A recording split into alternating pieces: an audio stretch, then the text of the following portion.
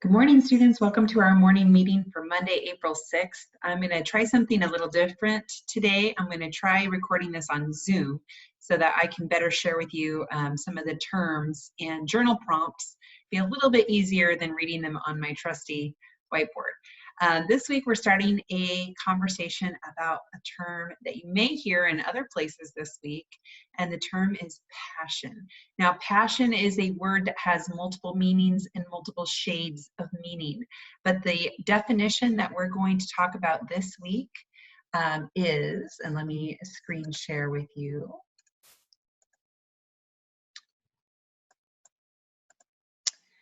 Is this one.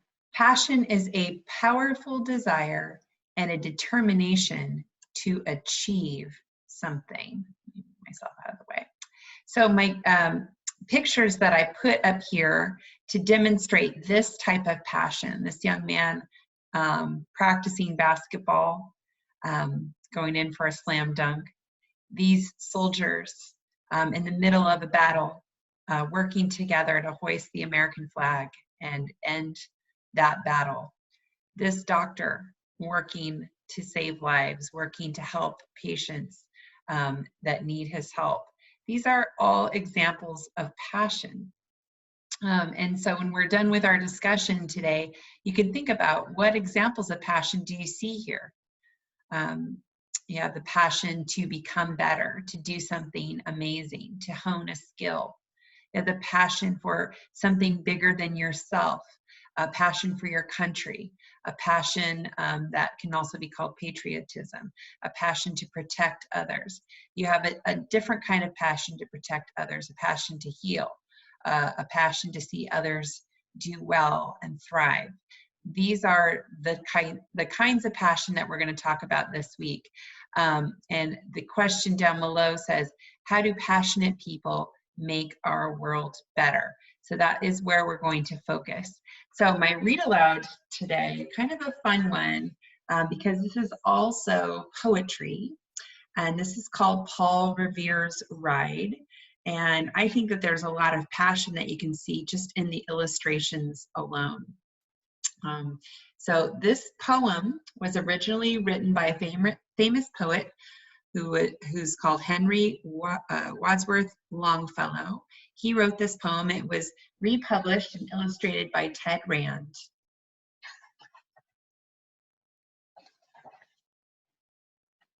Begins with a map. Now, if you aren't familiar with Paul Revere, he is one of the key players in the American Revolution. He was a big part of the American colonists beginning the revolution against England. And this is the story of his famous ride in which he risked his own safety in order to warn others and also help begin the revolution. Listen, my children, and you shall hear of the midnight ride of Paul Revere. On the 18th of April in 75, hardly a man is now alive who remembers that famous day and year. He said to his friend, if the British march by land or sea from the town tonight, hang a lantern aloft in the belfry arch of the North Church Tower as a signal light. One if by land and two if by sea, and I on the opposite shore will be, ready to ride and spread the alarm through every Middlesex village and farm, for the country folk to be up and to arm.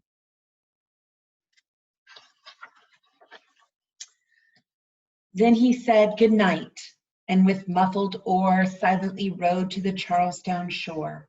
Just as the moon rose over the bay where swinging wide at her moorings lay the Somerset, British man of war, a phantom ship with each mast and spar, across the moon like a prison bar, and a huge black hulk that was magnified by its own reflection in the tide.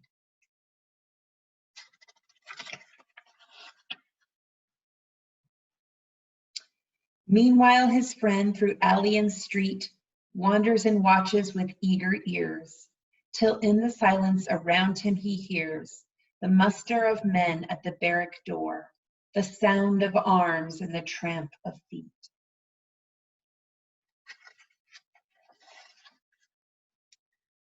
And the measured tread of the grenadiers marching down to their boats on the shore.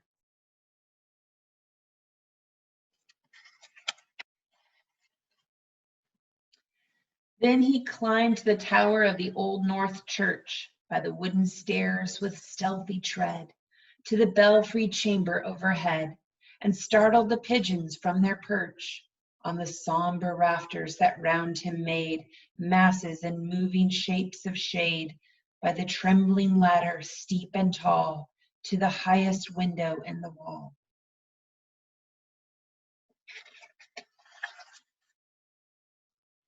Where he paused to listen and look down a moment on the roofs of the town and the moonlight flowing over all.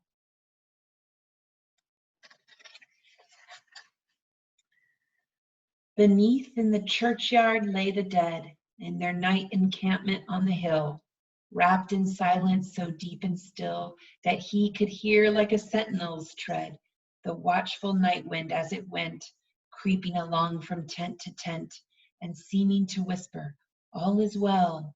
A moment only he feels the spell of the place and the hour and the secret dread of the lonely belfry and the dead.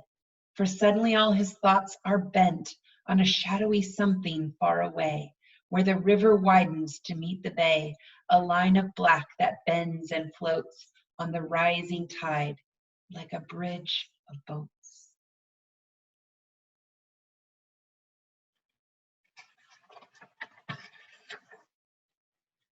Meanwhile, impatient to mount and ride, booted and spurred with a heavy stride, on the opposite shore walked Paul Revere. Now he patted his horse's side, now gazed at the hard landscape far and near, then impetuous stamped the earth and turned and tightened his saddle girth, but mostly he watched with eager search the belfry tower of Old North Church as it rose above the graves on the hill, lonely and spectral and somber and still.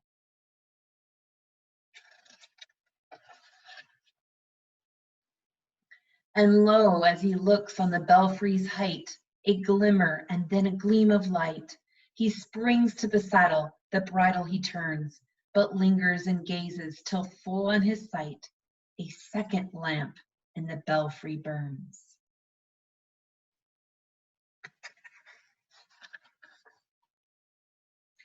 A hurry of hoofs in a village street, a shape in the moonlight, a bulk in the dark, and beneath from the pebbles in passing a spark, struck out by a steed, flying fearless and fleet.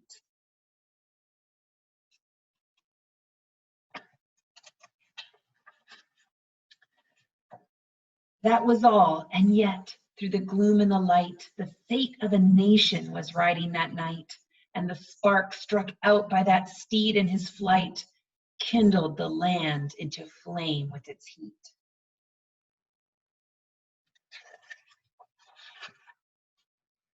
He has left the village and mounted the steep, and beneath him, tranquil and broad and deep, is the mystic meeting the ocean tides, and under the alders that skirt its edge, now soft on the sand, now loud on the ledge, is heard the tramp of his steed as he rides.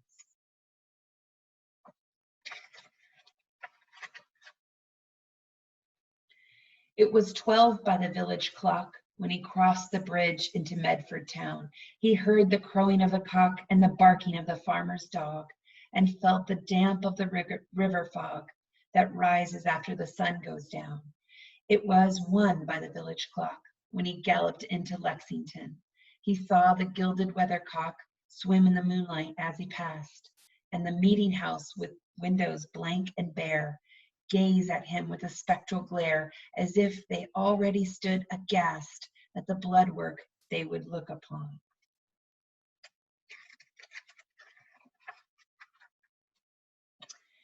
It was 2 by the village clock when he came to the bridge in Concord town. He heard the bleating of the flock and the twitter of birds among the trees, and felt the breath of the morning breeze blowing over the meadows brown.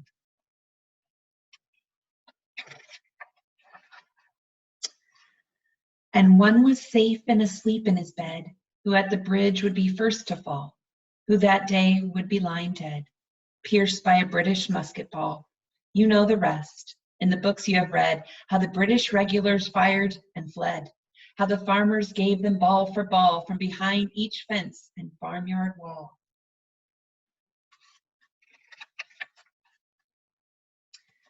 Chasing the redcoats down the lane, then crossing the fields to emerge again, under the trees at the turn of the road, and only pausing to fire and load. So through the night rode Paul Revere, and so through the night went his cry of alarm to every Middlesex village and farm, a cry of defiance and not of fear, a voice in the darkness, a knock at the door, and a word that shall echo forevermore. For born on the night wind of the past, through all our history to the last, in the hour of darkness and peril and need, the people will awaken and listen to hear the hurrying hoofbeats of that steed and the midnight message of Paul Revere. So that was an example of passion. Our country was established through the passion of just a few people who were very determined and firm in their beliefs and didn't stop at anything to accomplish their goal of a free American country. I want to draw your attention to one passage, one particular page, and read it one more time. It's speaking of the spark that sparks off the horse's hoof. That was all, and yet through the gloom and the light, the fate of a nation was writing that night, and the spark struck out by that steed in his flight kindled the land into flame with its heat. So this is one person's passion, one person's small part. All he had to do is ride one night and give an alarm. But because he was willing, and because he had passion and determination and a belief in something bigger than himself, that led other people to gain the same passion and courage and everything else that goes along with that. So your journal, let me share that today. Your journal entry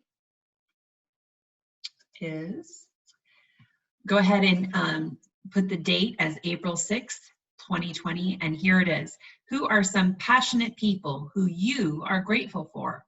Describe a person who has the passion to save lives, help others, make our world a better place, or inspire us with their skills or creativity.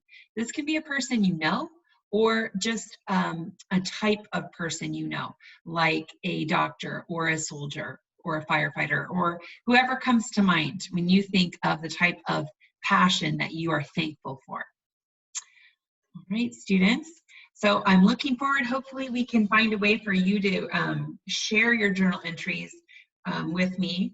And I will be seeing you today, remember, at 9 o'clock for our language arts.